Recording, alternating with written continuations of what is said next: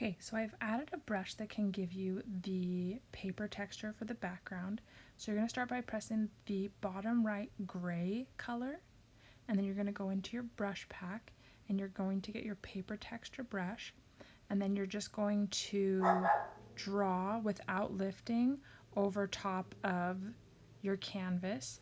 And then what you're going to do is you're going to press your layers again, press the plus sign to create a new layer, then go back to your color palette, and at the very bottom right, that kind of light tan color, you'll just again draw over your canvas without lifting your brush. And then what we're going to do is tap our layers and then tap it and hit merge down, and then we're going to hit the N and we're going to pull our opacity down to about 57, but you can put it in like a little bit lower than this. I think I might even do it a little bit lower. And this would just kind of create the shadows, if you will, of where the texture is in your paper. And so less shadows, you're going to turn the opacity down a little bit more if you want it to be a little bit darker that way. And the only reason that I did a brush instead of just a paper texture is so that you can do your own different colors, so you don't have to just do this one color of paper. And it also allows you to do the black paper as well, which I'll show you at the end. Okay, we're going to create a new layer over top, and I'm just going to slide it to the left and lock the bottom layer, just so that we don't accidentally write on that layer. Okay, so for the color shifting brushes that you use two colors with, I'm going to show you how to use them. So I'm going to just choose the third green in the middle, so the third one to the right, for the first color, and then that second color you tap it, and then I'm going to choose the second purple in at the bottom, so you'll be able to see me tapping it right here. Okay, so now go to your brush set and pick out the iridescent Colorshift Watercolor brush, and we're going to write out a word.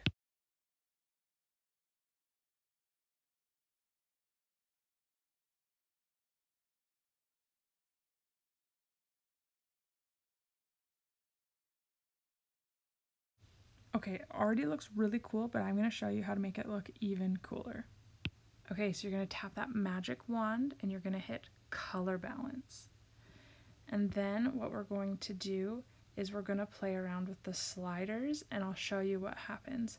So I'm going to toggle this over to highlights for right now, and watch what happens as I slide along the bottom bar. So just play with what colors, effects you really want to have. You can see what happens as I slide the bar, where the colors get pulled out. And now the middle and the top bar, I'm just kind of toggling them around until I see what I really like. So if you want, you can match these settings that I have so far. I'm going to go to midtones now, and I'm just going to slide it on the top bar and just see what happens, what I can make happen. Now the middle bar, we'll just slide that around and see if we like, and you'll notice how like there's just different colors that are being pulled out, which is so much fun with this brush. And then the bottom bar will just slide around, and then you can do the same thing with the shadows as well, but so just play around with the little sliders and the color balance and see what you can have happen. It's pretty cool, some of the colors that you can really make pop and make it look like that color shift. Okay, so I'm going to delete this and show you the next brush. Alright, so the Luminescent Mono Watercolor brush. So this one is just one color. It doesn't do the color shift, but it's the same texture as that brush, and it just looks really cool. And so I'm going to show you how you can use this brush. So you're first going to write out your word, and when you're putting your colors together, and I have this color palette that I already have picked out colors that work really well with it because it doesn't react to color like a normal brush. You'll notice the colors are actually a lot darker in the color wheel than they are on the page. So we'll just start putting these together, and we'll try not to touch the edges too much, but it's okay if they do a little bit. And then I'll show you how you can make the edges kind of bleed together with this brush, because it doesn't react like a regular brush. So we'll speed this up a bit.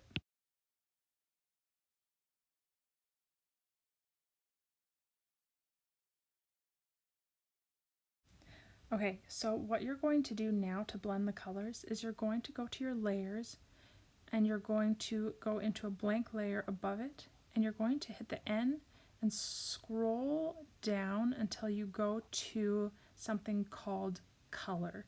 This is going to make it so that it reacts normal towards the brush. So now we're going to tap that little square in between your two sliders on the left. There's like a size slider and an opacity slider. Tap that square, and this will bring out the color picker. And then you're going to hover it over the green or whatever color you're trying to pick up. And then we're going to go into our brushes and just get a regular brush. So I'm just going to do the monoline in calligraphy. And then you can just put it over top of the word next to it or the letter next to it, and then go into your layers and tap that layer and then hit clipping mask, and this will make sure that everything you're doing only stays on your word.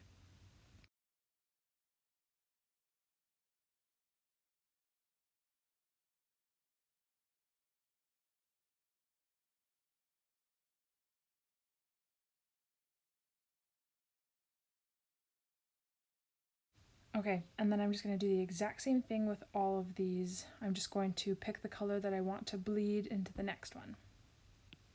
Now for blending, I'm just going to go into my blending, so that's that pointed finger to airbrush, and then I'm just going to play around with what gives me the look that I want. If you have a blending brush that you like better, you can use that, but I just like using the airbrush brush to blend. So I'm going to just go forward and continue blending all of these. Okay, so we'll move on to the Luminescent Shimmer Mono Watercolor Brush. So this is just a one color brush. So I have a brush that is a little bit similar, the Shimmer Brush, but this one is different because it is combined with another brush. So it's very intense. It has a textured edge. And I really love the way that this looks. So I'm just going to write out a word quickly, just choosing different colors, and then I'll show you how I do this. It's the exact same concept, but you can see how it looks with this brush. You're also welcome to just leave the brush as is. You don't have to do a lot of the blending, especially if your tips are really tiny where they join up.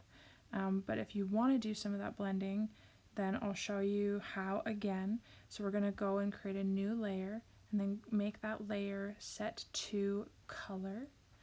And then you're going to go and grab the color selector, color picker, whatever you want to call it.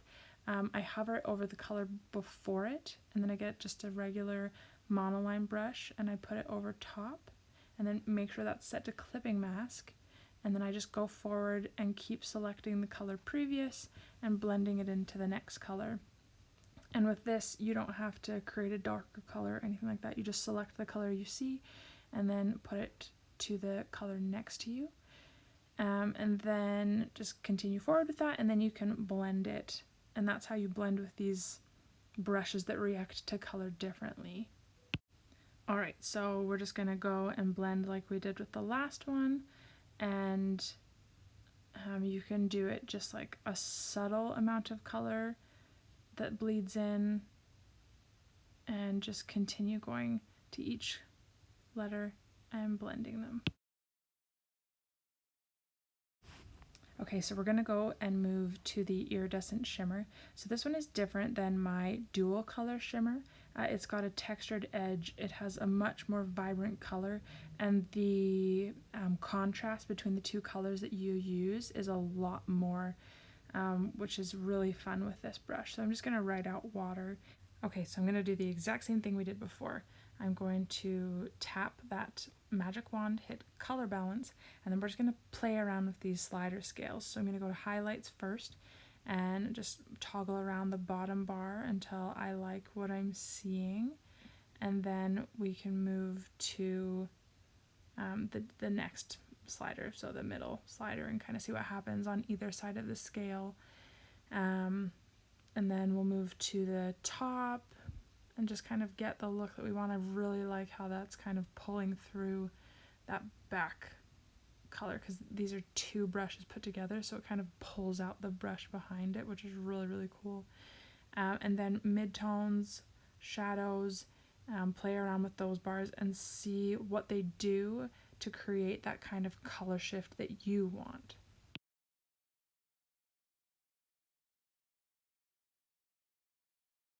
Now I'm also going to show you how to add a color to this, which I've done with a few of the brushes that I've shown.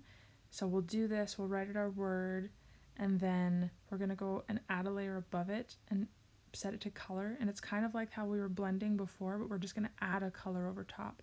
So this one, you just want it to be bright. It doesn't really need to be anything, it doesn't need to be out of that color palette. Just pick a bright color, and we can toggle and play with this in a second. So just get a monoline, tap it, and hit clipping mask like we were doing before, and then just put it in the spots that you want it, and then just start blending that color out like we were doing before, and just kind of really mix it in. And then I'll show you what you can do with this.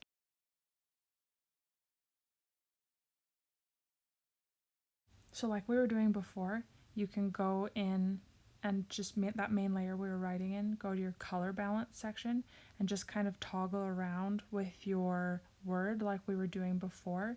But now you'll be able to just have this added pop of color on top that just adds even more dimension to your brush. So that's how to do that if you want to be able to add even more color and even more of a color shift. And you can play around with that bottom word, and then you can go to your layers and merge down the top layer. So tap your top layer, the color that you chose, and then hit merge down, and then you're going to go to your magic wand but hit hue, saturation, and brightness, and then you can just toggle around with the different color combinations that you can get. And then you can also pull up the saturation, pull down the saturation, you can make it lighter. And this is actually how I got that word that I posted, my hello. You can also do black paper. So tapping on your background color, you're just going to double tap in black, and it's going to get you a black color. Into your brushes, get your paper texture, and then select white and just draw it over your canvas. And then you're going to hit the N and pull your opacity way, way down, way lower than we did our other one. You're going to pull it down to about 20, between 20 and 25, whatever looks good to you. You may need to pull it up a tiny bit if you're going to be posting on Instagram, because it doesn't pull it as much on Instagram. So you might want to pull it up a little bit more, but it will look more intense in Procreate. Then you can just start writing with your brushes. I will admit I do think these brushes look a little bit better on white, but they do still look good on black. You just notice those connections a lot more with the brush on black. But you can go and play with the color balance and just really play around with the color shift appearance that you want with this brush. I'm just going to write out hello again, and then you can go into color balance and play around again with those highlight sliders and really pull out some cool colors. I hope you really enjoy playing around with these new Colorshift watercolor brushes. Let me know if you have any questions. I'm always happy to help. This is everything I could think of to make sure you get the most out of your brushes. Tag me on Instagram so I can see what you make, at Blush River Design. I would love to see the things that you make. And again, thank you so much.